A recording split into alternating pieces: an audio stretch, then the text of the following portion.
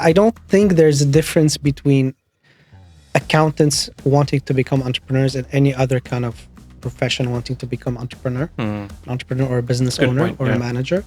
I think, you have to hustle, especially in the beginning. The hardest part is the beginning, to get things off the ground, get your first few customers.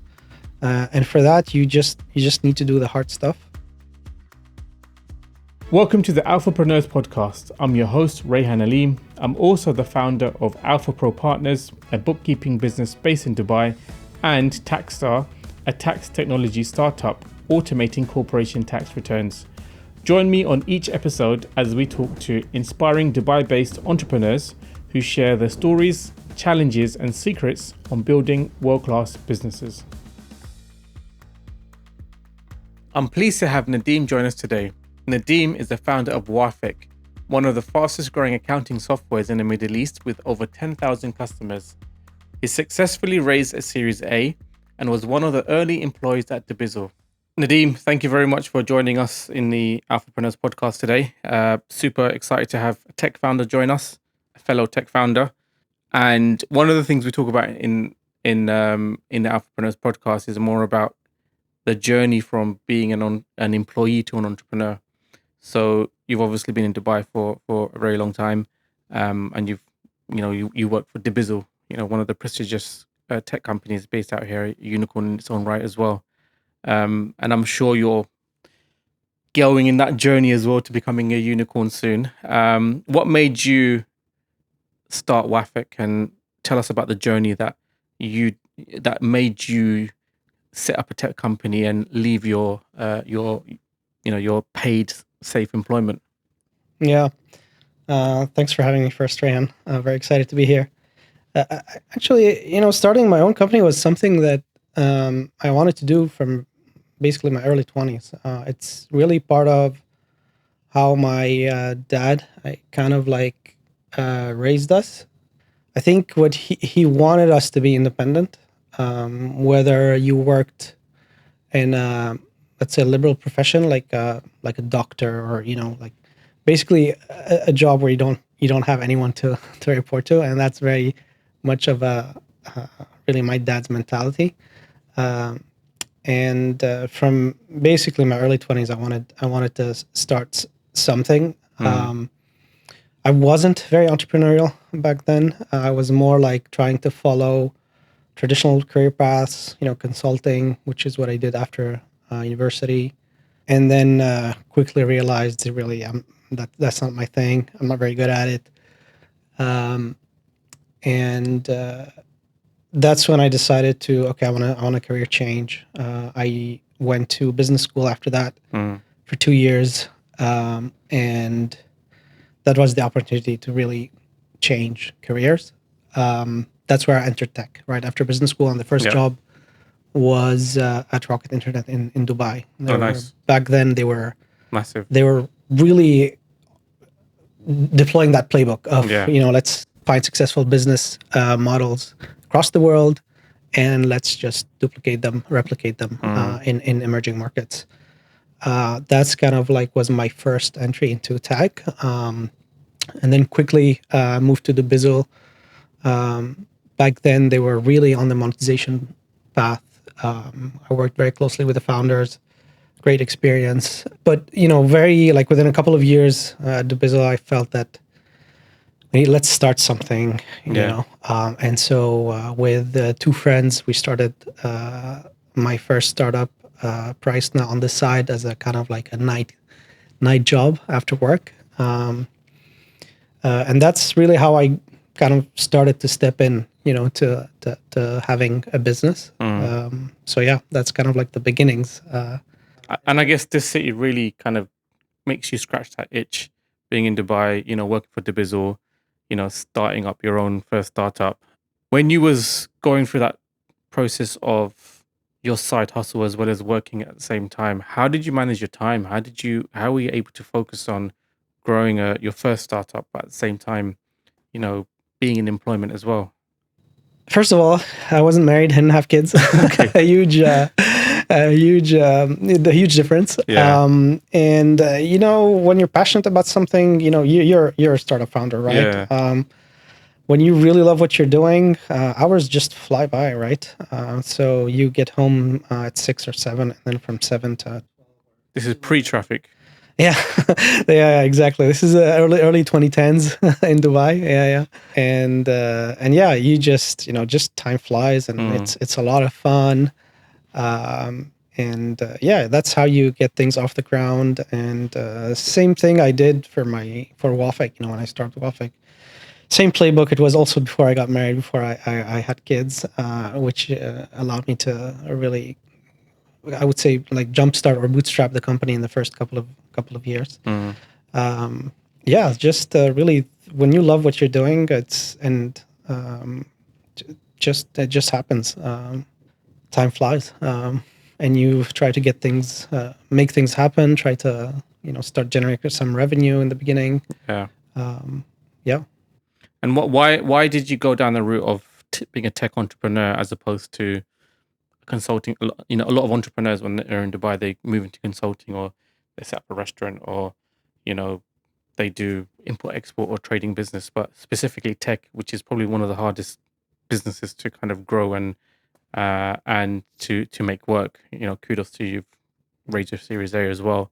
But what is it about a tech business that really kind of drove you to do that type of business? So it's you know, I'm an engineer really at heart. I was studying engineering and then later business. And you know that you've heard the term founder product fit, right? So and this is very real, at least in my case, and I can feel it that I'm in the right space. Tech, because it's, first of all, it's very interesting. Software is super interesting. It's very intellectually stimulating to build products that millions of users can end up using. Yeah. It's a very I would say, compared to consulting is a very much of a people business. Different skill sets. Clearly not my skill set, and not something I enjoyed. And accounting specifically, because so I studied accounting. Oh, really? In business school. Oh, nice. And I taught accounting to first year and second year students in business school. That's where I was exposed to accounting, and I just liked the content, the material, like the subject. And yeah, that's kind of like this combination of, you know, studying engineering. I love software, I love products, and then accounting specifically. Just they magically came together at apparently the right time, you know, because that was when VAT was being introduced and so on. And at the same time, I was setting up the accounting for my first startup. So everything came together. It's a lot of luck in entrepreneurship, to be honest, from what I've experienced. But of course, you have to also make it happen. It's not just luck. It's a good amount of luck, but also make it happen. But yeah, to go back to your question, it's really just a combination of my background, my personal preferences, and what I love to do. No, thanks for sharing that. I want to also talk about the region as well. You know, the Dubai influenced myself in setting up my business and helping me grow my business as well. We also have a presence in Saudi as well, the accounting firm anyway.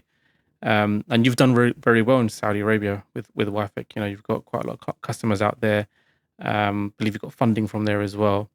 So how does having a business that, I'm sure you operate in other markets as well, but you know, your two main markets, UAE and Saudi, how does working in Saudi kind of compare to Dubai? And what have you seen the difference in terms of customers, just for the entrepreneur who's out there, who's in Dubai, who wants to set up in Saudi? What kind of advice would you give them?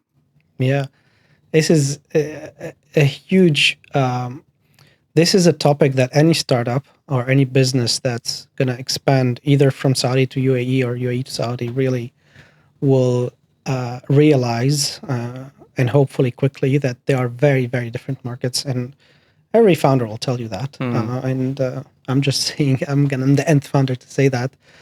So first of all, especially in our space, accounting much more mature in the UAE. Yeah.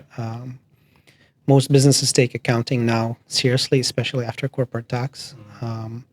In Saudi, you have a huge amount of, or a huge number of businesses. Yeah. They're still not basically doing their accounting. You know? And this is, I would say, maybe 80% or so. And that's really the long tail of the SME segment. And really, this is because I think in Saudi, there is a local population that is significant, right? Any Saudi can start a business on their own very easily. Pretty cheap for them as well. Yeah. You start like a small rental business, for example. You start renting, I don't know, apartment units, and so on. In the UAE, it's not the same, right? So that creates a long tail in Saudi, a pretty long tail in Saudi of SMEs, and that long tail has very different behavior than in the UAE. So the second thing which I noticed, which is why we did so well in Saudi, is that in tech, in web products, there's still, first of all, localization in Saudi in terms of language, number one, so Arabic. Yeah. Then number two, just localization in terms of features. You're not up against, let's say, all the international companies that you will see in the UAE, for example. You're up against local players. And local players, they don't necessarily have the same know-how in terms of product building the way more experienced international players have, right?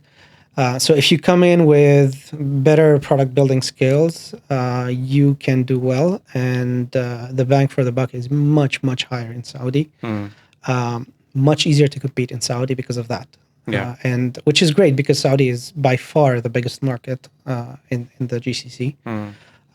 So yeah, I would say, competition is less intense in Saudi because I think just historically, now more and more companies, of course, are going and launching in Saudi, but historically it's been much less intense. And then second, still web products and tech is still kind of new. So you don't necessarily have the local talent there, although it's changing super fast, super impressive, actually. The quality of the products coming out of the KSA now is really, really impressive. But yeah, historically, in our space, very tough space in terms of amounts to go, like time to go to market. You really need to build a lot of product. You need to build a lot of software until you have something that you can sell, and that makes it there's less competition basically in our space from international players. That's kind of the way I see it. And so for the UAE, very much open to international software. They consume international software. Arabic is not that big here.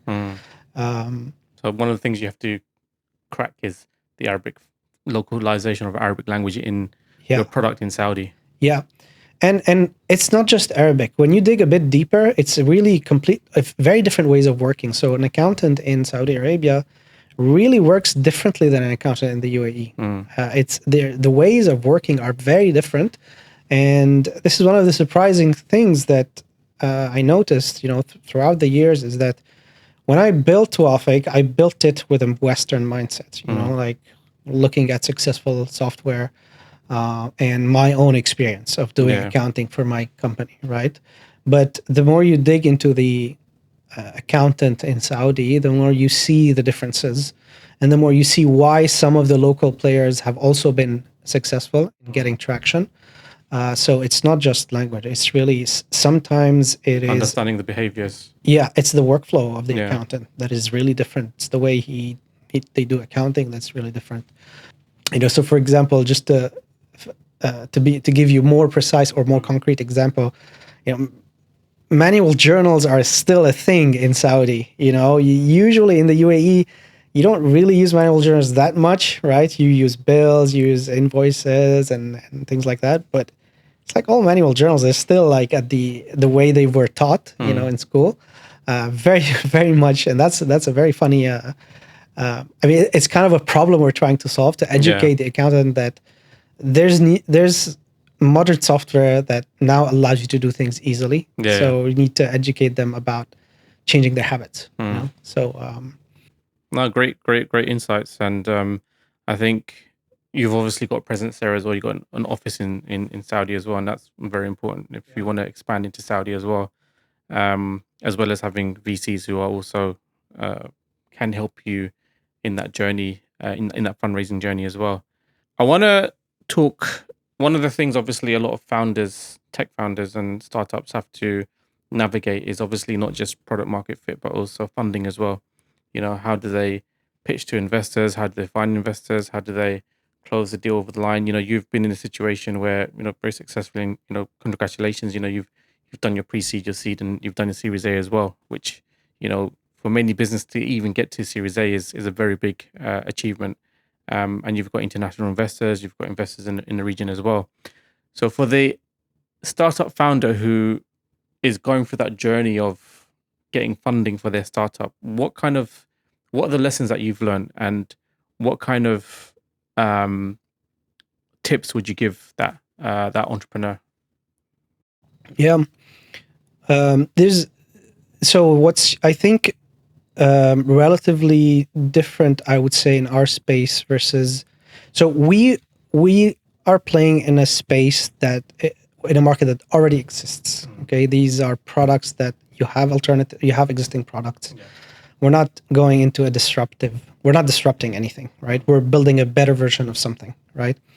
This is much harder to raise money for than like when a new tech comes up, investors, AI, like fintech, all the fintech startups that launched, they were really new products, new markets, enabled by new technology, right? This is, I would argue, this is a bit easier to compete because first of all, you don't have incumbents, you don't have players that are already big and have lots of money and that you're competing with. You're trying to create a new market or a new product. You're in a better position when you do that. Of course, with the right team, you still have to have the right team. And a little bit of traction, or sometimes even no traction if you have a really strong team. In our case, it was very hard in the beginning because the objection is always like, no, there's these players, they're already big, and like you cannot compete with them. If I were to give advice, I think you need to have a clear angle. Like, it needs to be clear if you're playing in an existing market or up against existing players. You need to have a clear angle. In our case, it was the localization angle. And it's a pretty strong argument. That accounting is a localized thing, right? I mean, and you're seeing it more and more in our market with e-invoicing, with corporate tax, with and investors saw that, and that's why I was able to at least initially get some interest. It took me a year basically from the first contact with an investor to closing the pre-seed. But yeah, you have to have this angle. Like, you can't just go and say I'm a Me Too product. You will not. I mean, it's very difficult to raise. And then after that, it's how do you close? Some founders are better than others at closing. There are fantastic storytellers. They have great sales skills. Some founders less. It's all about sales, really, especially in the early stage, pre-seed, pre-revenue. It's about the founding team, how well you pitch your story. And then from then on, the more you progress in the funding rounds, the more it's about the numbers. So this is funny, like when I was trying to raise, I was seeing all these fintech startups raising at insane valuations with just a slide or zero revenue. It was really tough because, I was struggling to really like raise because I wasn't in a very hot market. I believe it is a hot market, accounting. It is now super hot for sure. I mean, now I get maybe like 1 or 2 investors reach out to me every week, wanting to have a chat, and it's completely changed, completely, for sure. But in the beginning, it was very hard. Yeah. So yeah, I mean, it's a lot about story. The investors will tell you, like, it's a lot about storytelling, the right team, and then being in the right market.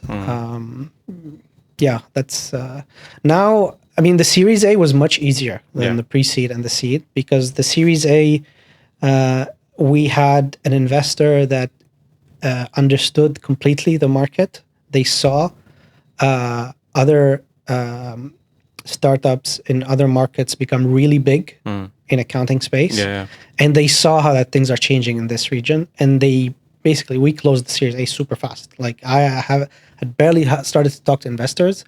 I got introduced to them, and then super fast they saw the opportunity, and they closed the deal, and it was the easiest close, thankfully, because pre-seed and seed was very hard. But now it's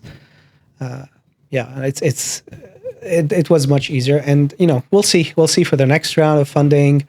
It's definitely very hot market, but you never know with the AI bubble. Will it pop? What will the impact be?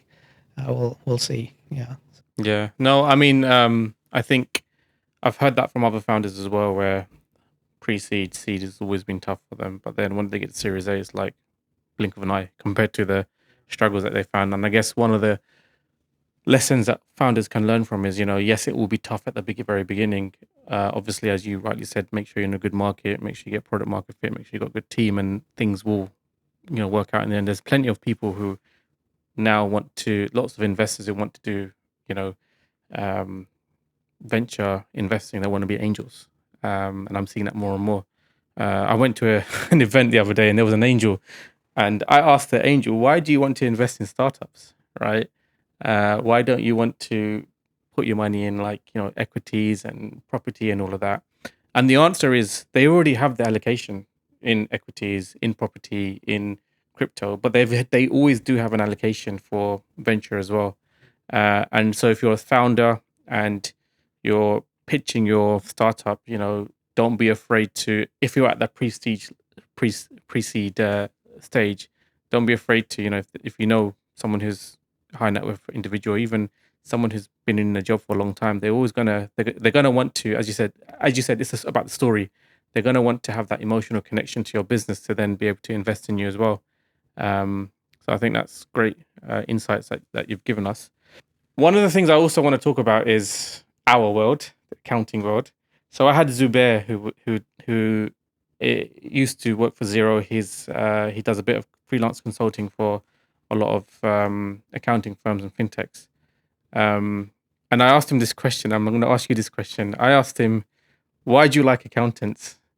Right, and he gave me his reason. But your customer is the accountant. Why do you think they're so important in the economy? It's a great question, because if you're a founder, they always say, make sure you love working with your users. First of all, accounting, what I like about it is it's an accurate science, right? It's not like it's all numbers. There's the right way to do things most of the time, and they are truth seekers, if you want. If I want to kind of philosophize it a little bit, if that's a word, but. So yeah, I mean, that's their mindset is very similar to what an engineer or a developer, in terms of character, in terms of the way they think. Why they're important to the economy? It's you need to know where your business is going, right? You need to know, are you profitable? How's your cash flow doing? And then number 2 is they're important for governments, right? So that they can collect taxes, and so yeah, I mean, it's these two sides. The primary one being that they're super important if you're a business owner, so that you can run your business well. Yeah, and if you don't know what is your P&L, where's your cash flow going, what are your liabilities, what do you need to pay in the next couple of months, what's going to come in the next couple of months, It's very hard to scale your business. You can stay small, but if you want to start growing your business, even just beyond, I don't know, 1 million dirham, 2 million plus dirhams, you need to start properly tracking your accounting, and that's where the accountant comes in. And funnily, that accountants suffer from this perception from business owners that they are not really important for business operations. They're more a compliance thing, or I need to file my VAT return and that's it, right? Or corporate tax and that's it.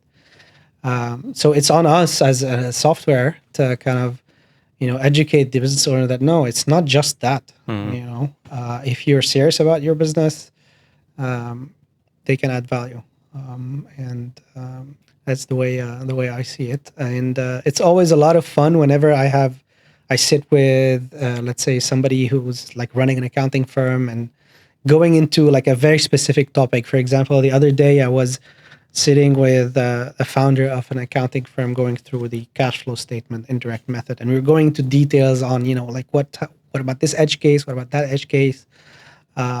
This is very interesting for me. It's really like trying to understand and work together to kind of find a solution to something. It's very enjoyable for me. Yeah, no, and you mentioned accounting firm owners, and one of the things that we had a chat offline about, who you're targeting as a customer base, and you mentioned, your focus is on accounting firm owners. Most accounting firm owners, they started off as an accountant, and the first business that they did, same as my story, I was an accountant and I set up an accounting business. A lot of accounting firm owners, they go into setting up a firm not knowing how to run a business, and they struggle on so many different elements, whether it's marketing, operations, very good with numbers, but they may not be good business owners, good entrepreneurs, and bridging that gap between accountant to entrepreneur is one of the key challenges that I see with a lot of accounting firm owners. You having met with many owners, what's the common thing that you see that they could, you've been a tech founder, a successful tech founder, you've raised, you're profitable, you've got, good number of customers, and you've really made a name for yourself in this region. What are some of the things that you've seen that could help them improve their businesses, or could be something that takes them to the next level, or what are some of the strengths and weaknesses that you've seen with owners? You have two categories of owners. You have the ones that really want to grow their business, and you have ones that are comfortable, and I'm not making any judgment on that. It's perfectly fine to say I don't want to grow my business further. I'm comfortable like this. So the ones that don't want to grow their business and that are profitable, and that's great, already doing a good job probably, and you can build something with a few employees. You can have a decent business. If you want to grow your business, I don't think there's a difference between accountants wanting to become entrepreneurs and any other kind of profession wanting to become an entrepreneur or a business owner or a manager. I think you have to hustle, especially in the beginning. The hardest part is the beginning. To get things off the ground, get your first few customers, and for that you just need to do the hard stuff, and you need to do the things that you don't like to do, and I think you need to also be you need to be smart in terms of how you can use people to as a leverage, so use your employees as a leverage to kind of achieve things, so because you're not going to be able to do everything on your own, and to do that you need to be a good manager, you need to build a good culture. That's an excellent point, because I come across many accountants who come to me for advice, and I ask them things like, are you still interacting with the client? Are you still doing the reviews? Are you still doing the accounts or the bookkeeping? And in many situations it's a yes. And to your point, making use of the employee is very important, because they're the ones that should be doing it. You should be empowering them to be able to do that. And I think that's the excellent point that you've come across. Yeah. And this is actually something that usually doers struggle to kind of graduate from, if you want, right? So, I mean, even myself, I'm very much of a hands-on person, and I still I have a tendency to kind of be a doer. Well, you're in our Slack group channel, and sometimes we get messages from you. So which is highly appreciated. That's like, I believe that if you want to be a good builder, you still, even when you're CEO, you still need to be somewhat a doer, in like, not completely a manager. You still need to have your hands on, especially in our field, especially in tech, when it's about product, because product is the leverage. Product is like, if your input affects 1 million users, that's massive leverage, and your input should be provided. You should be involved in this. If you are a services business, my input into, let's say, reviewing the books of a single customer, there's no leverage there. So that's why in our space, I'm not only I like to be involved, but I should be involved in decisions that have high leverage. But in the accounting space, like an accounting firm's business, you should probably not be spending time on things that don't have high leverage. Instead, you should be, training your employees so they can do it on their own. You should be figuring out ways to acquire new customers. You should improve processes. You should improve retention of employees, build a good culture, these kind of things. It's always about really leverage. Like, what can you do that has the highest impact, and avoid everything else that doesn't have leverage. That's how I think about most of the things whenever I have to decide on, should I spend time on something. Although I still do spend time on things with little leverage, but most of the time it's because I really want to make sure this customer is happy, because it's very important. Word of mouth is very important, and especially if you give a promise to a customer, you have to fulfill that promise. Sometimes there's no escape in doing things that don't have leverage, but most of the time you should seek things that have leverage. So we at 𝗱𝗆 Partners, our ICP, our ideal client profile, is the SME entrepreneur. And I know your focus has been the accounting firm who also works with the SME. But in the very beginning, you also used to work with lots of SMEs as well. And as you mentioned, in Saudi, there's lots of SMEs who are Saudi owned, but there's more and more businesses being kind of created in the UAE, and there's a target to get to, I think, 2 million businesses within a certain amount of time, with the UAE, kind of one of the UAE initiatives. And setting up a business is hard, as we've gone into it. But I want to get more into, for the entrepreneur who shies away from accounting, and just leaves it to the accountant to kind of look after the books and never logs into their accounting software.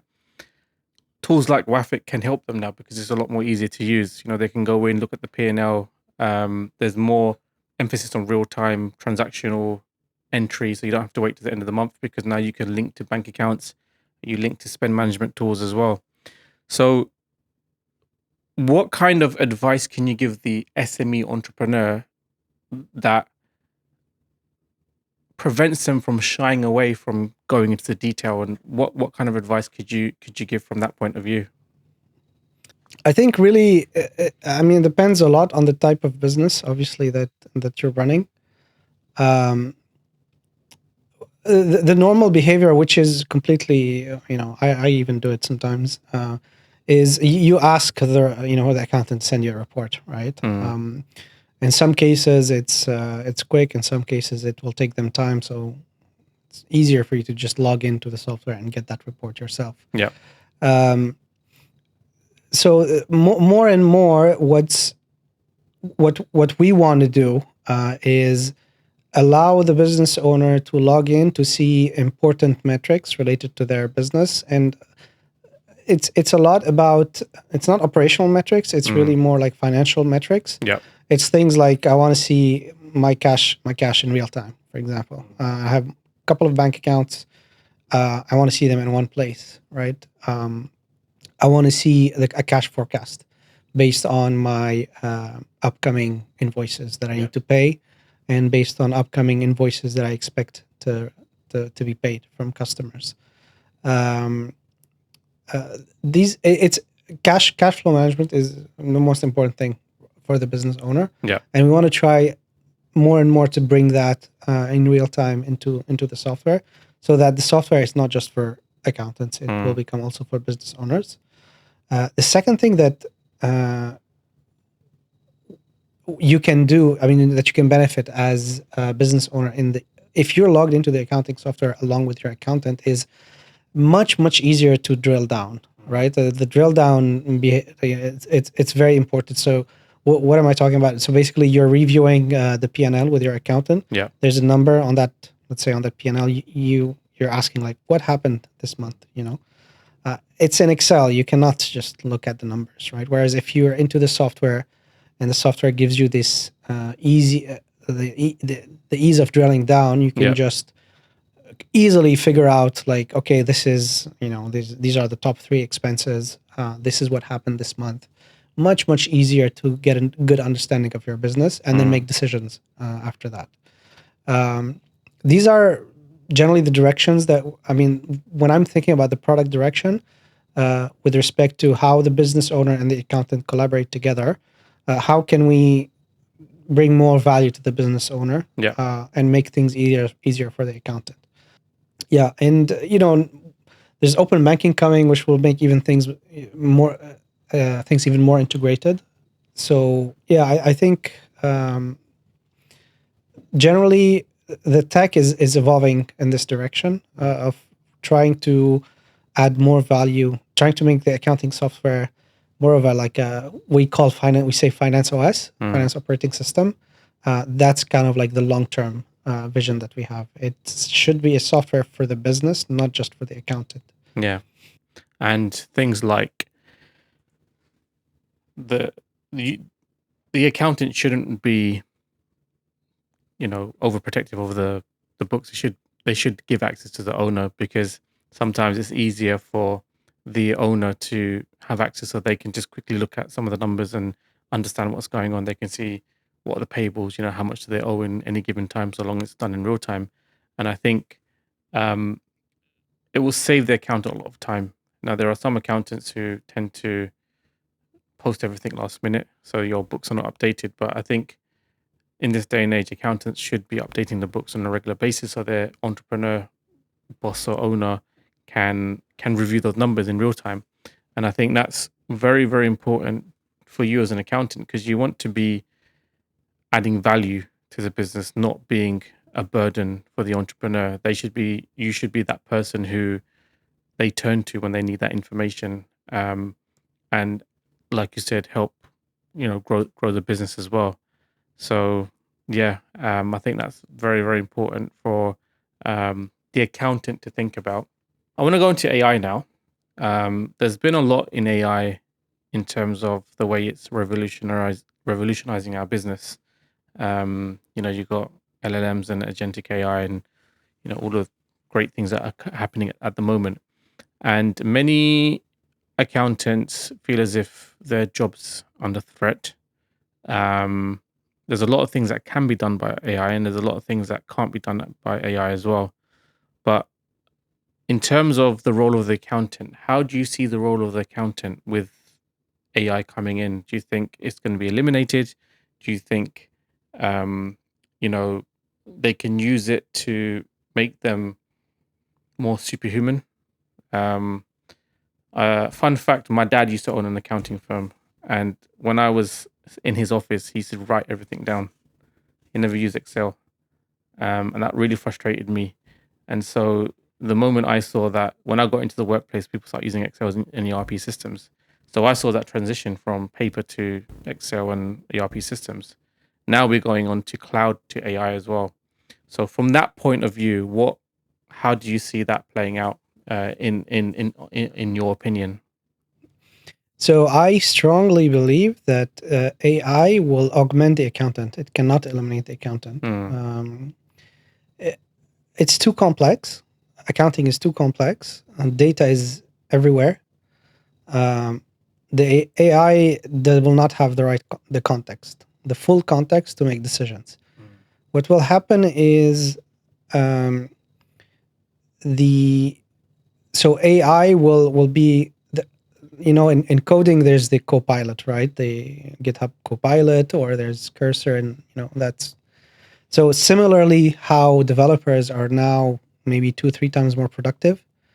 I believe accountants will be 2-3 times more productive, which means that you can handle more books. Your revenue per accountant is going to be much higher.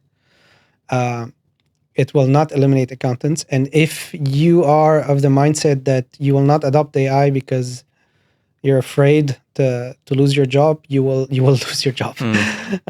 You will lose your job and your clients to other companies that are adopting AI.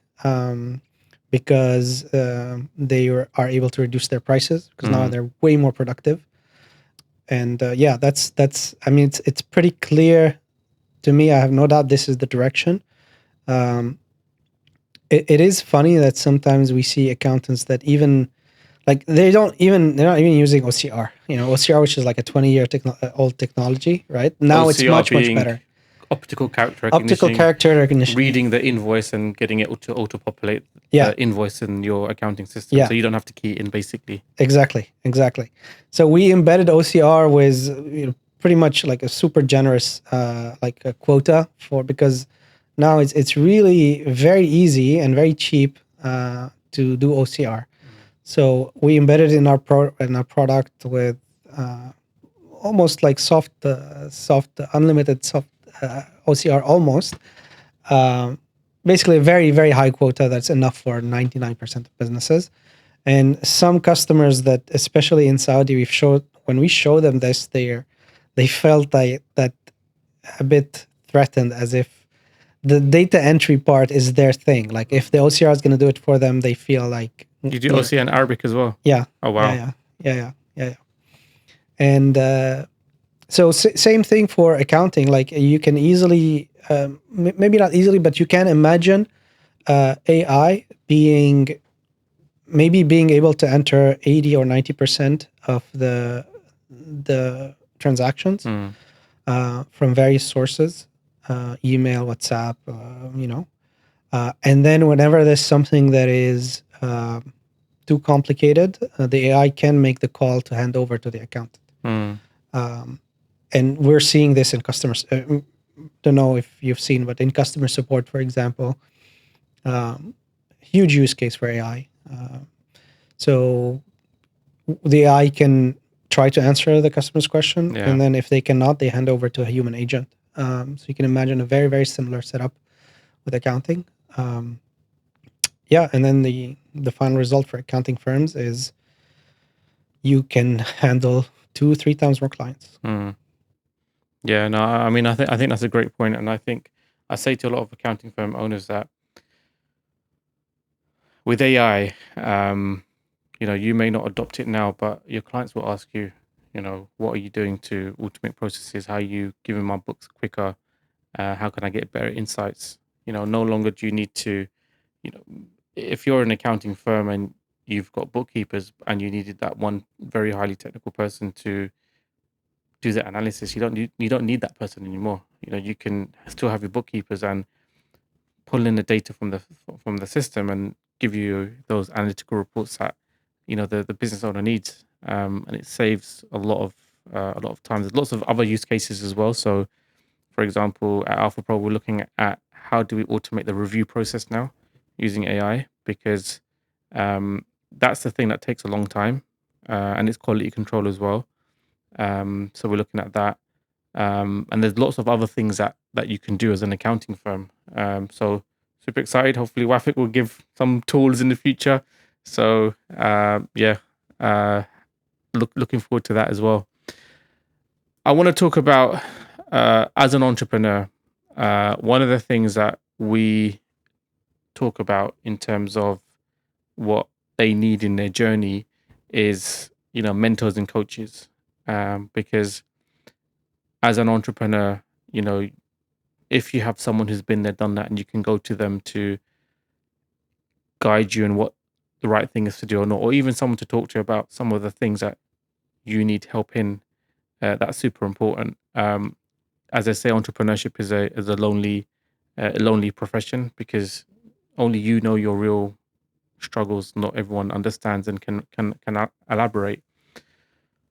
Have you had mentors and coaches in your journey? How have they helped you? What kind of advice would you give entrepreneurs from that point of view? Yeah, I mean, mentors and coaches, huge edge if you have one. So I didn't have one in the beginning, but so I was lucky actually to have one of our first investor, a VC investor, is basically kind of like acts as their. I really got lucky in getting him as a first investor, and shout out to 𝗏𝗏Ventures for that, Talal from 𝗏𝗏Ventures. He was really he played a big role in some of the key decisions that I ended up making. One of them, for example, was to launch in Saudi first. So our first market was Saudi. We didn't launch in the UAE in the beginning. The first market we launched was Saudi, and that was a major decision, and there was an amazing call. That was really the right call. And then he continues kind of like to play that role, because he, as a VC, you see many startups, you see what's going on, and then you can compare, you can give benchmarks, you can tell the founder how well you're doing, plus he's very smart. So in that respect, and I know it's not easy to find a good VC. That's the extent to which I say, I have at least somebody I can talk to that I really value, whose opinion I really value. Yeah. Knows what they're saying. But other than that, so if you have a co-founder, that's already much better than if you're on your own. And yeah, if you're lucky enough to have a mentor, whether it's a family member or a connection or somebody from your past work, that is smart, that has the right experience, relevant experience, super valuable. You will find. I mean, you really have to be careful, and that's really there's not much you can do about it other than just having good judgment in terms of like to try to understand whether is this good advice or not. It's very hard to kind of. You just need to kind of have the good judgment about that. In tech, in product building, in entrepreneurship, I would never listen to somebody who never built anything. Like, they could have, like, for example, if you're at a stage where, yes, you're a big company now, we're talking about, I don't know, corporate development or M&A or things like this. Of course, there are there's lots of experienced people in that space. But if you're talking about the 0 to 1 kind of motion, getting something off the ground, early stage, Series A, Series B, kind of like, that stage, if it's a lot about product building, you have to, it's hard to be credible if you haven't done it before, not necessarily from 0 to 1, but at least have run a company, a tech company, at the scale that you're at currently. To qualify the person who you're getting coaching or mentoring from as well. That's great advice. Another thing I want to tackle is, or talk about is, you're a solo founder. And, when you go through the journey of the startup, you always hear you need to have a co-founder. You need to have a co-founder. You need to have a co-founder. And you've gone from pre-seed, seed to Series A without having a co-founder as well. Now, there are obviously pros and cons to having a co-founder and being a solo founder as well. But what are your insights, your advice to those entrepreneurs who don't have a co-founder, or would you advise them to have a co-founder? What's your take on that topic? So I've done both. I've done a startup with co-founders and this one solo. I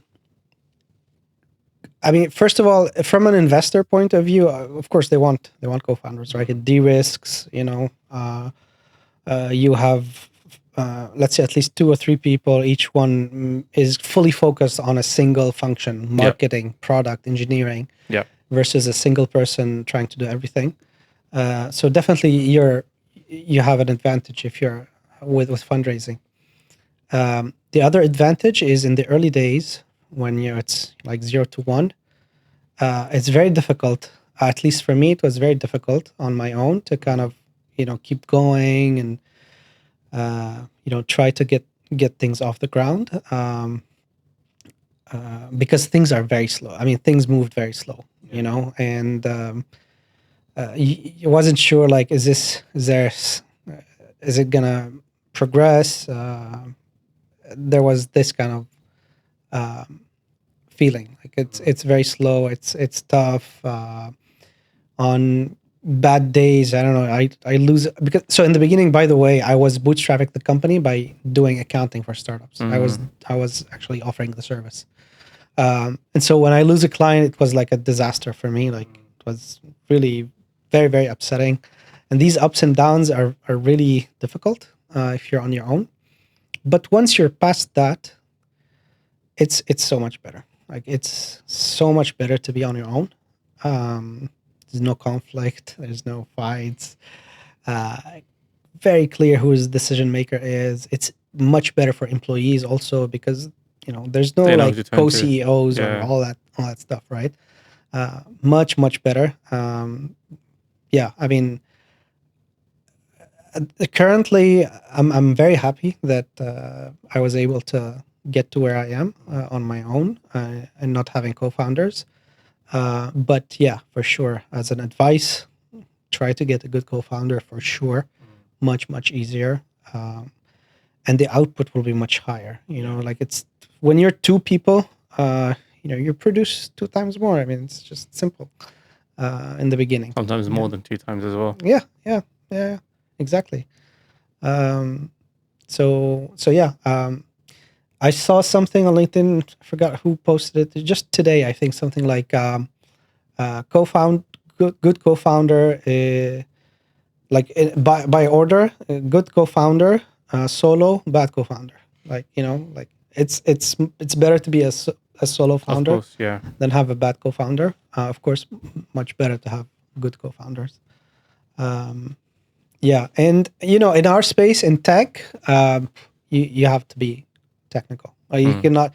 Either you need to have a strong technical co-founder, or you have to be a solo technical founder. Otherwise, it's near impossible to. I mean, some founders do it, of course, very impressive, but your odds are way against you if you're not technical. No, I agree with that, having gone through the journey. I want to talk about competition now. Many entrepreneurs I've been in Dubai for 9 years now, and 𝗷𝗆𝗆𝗆 Partners is in a highly competitive landscape, in a sense that since corporation tax came in, everyone's has an accounting firm now, and even business setup companies now have their own accounting arm as well. So very competitive. But that's not just accounting; it's a lot of different industries as well. Like, we had 𝗓𝗍, I was on 𝗓𝗍's podcast, and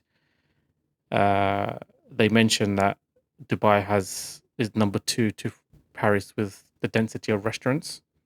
So you can imagine a lot of restaurants open and close. Obviously, Saudi, lots of people going out there now from Dubai to win business, and it's for an entrepreneur, it can be quite an emotional thing. It could be quite nerve-wracking. It could cause you to be a lot more unease with yourself from a mental health point of view, and you then have to focus more on your core competencies and being able to get the best out of the business. Now, obviously you were lucky enough in Saudi to be in a position where you had better tech than the others out there. But in the region here in the UAE, you've got more and more companies bringing up accounting software, and even in e-invoicing, there's probably 15, 20, 100 new companies that I've never heard of that are in this market now doing e-invoicing.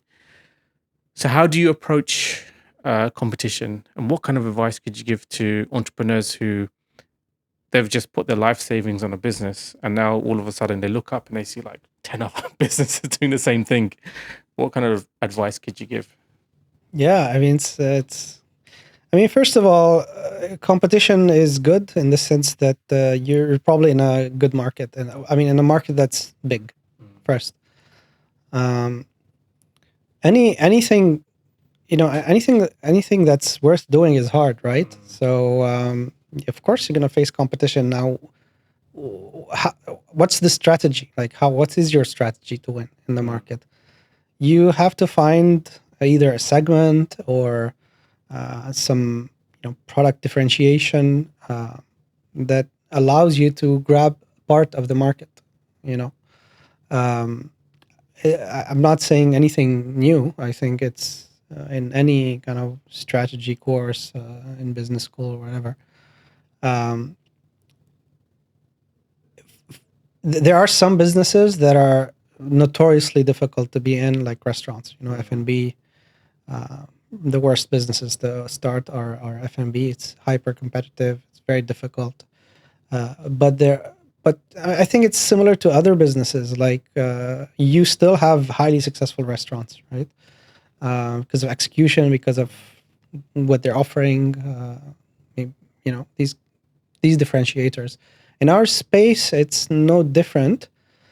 I do believe there are some like barriers to entry is, for example, very important when you're evaluating a business. So for example, I believe in our space, product barrier to entry are relatively high. You need a lot of development to start having an accounting software that you can compete with. Second, user acquisition. You need a lot of marketing money. It's very difficult to acquire users without funding. So to me, when I see other startups pop up in our space, my main concern is, okay, how good is the team? That's kind of like the first question. The first thing I want to know is how good is the team? Are they that good that they can raise money? That's how I think about it. It's not about the number of competitors. There's plenty. It's about ability to raise money. And after that, sure, there's still the product hurdle. You need years of product development. So to me, new entrants in our space, I think it's going to be very hard for them. But we do face very strong competition from the existing ones, the big ones. And including in Saudi, there's local players that have been in the market way before us, and they are competition that we respect and that we learn from. But we also have the confidence that we want to win. Like, we will win, and the team wants to win, and that's what we're focusing on.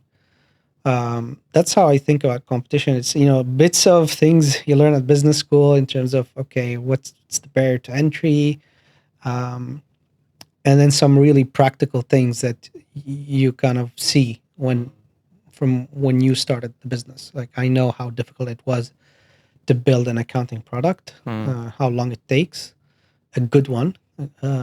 And because of that, I'm less worried about new players, more worried about, maybe exceptional teams that have a disruptive technology, maybe AI or something like that.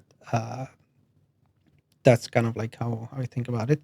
About other industries like restaurants and so on, I don't know much, to be honest, about these industries. So, I just know that it's very difficult to compete because it's more or less commoditized, right?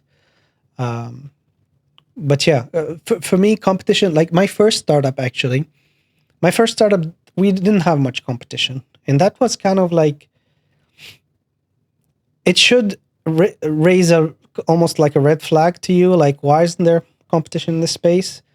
And I think a lot of the time it could be that it's just not big enough, you know? The market size not big enough. Yeah. And very rarely you can end up in a space where there's no competition, because you have very deep tech expertise.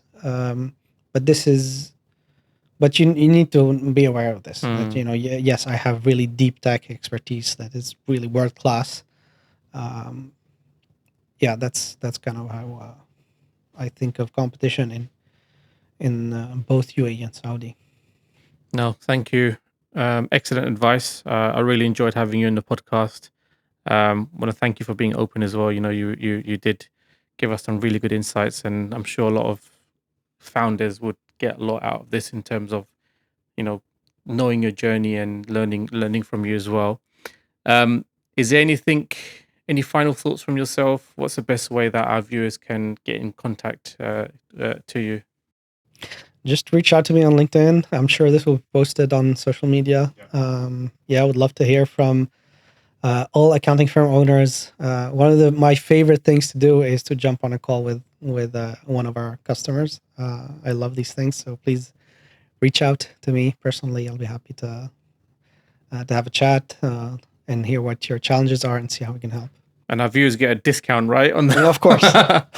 Okay, we'll put a discount code in the show notes. Yeah. Thank you very much for joining me today. Thanks for the invite. Thank you for joining us on the 𝗷𝘆𝗵 podcast. I hope you enjoyed the show. Please subscribe and give us a 5-star rating and a review. Your feedback is appreciated. For show notes and more, check the link in the description and connect to me on LinkedIn and search for Rayhan Aleem. See you in the next episode.